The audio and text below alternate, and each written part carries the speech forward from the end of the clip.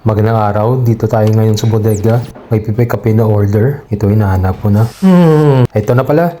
Ano kaya ito? Tara, labasan tayo. Papunta na tayo sa ating dililibiran. Ito na pala. Sino kaya ito? Delivery boy din pala. At dito na kami nag-usap. Tinanong niya ako kung paano ako nakapunta dito.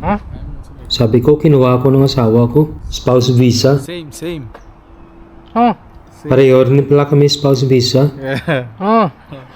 Tinanong niya ako kung saan ako nung galing. Sabi ko sa Pilipinas. Sabi niya anong spelling ng Philippines.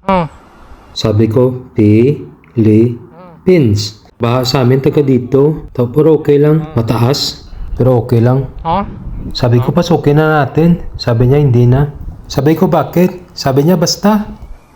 Tama siya pala. Hindi na namin papasukin.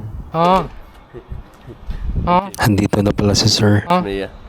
Mukhang hindi pa kami nag-intindihan na tatlo. Yeah, it's me. Naka-tempered glass sa cellphone ko, sir.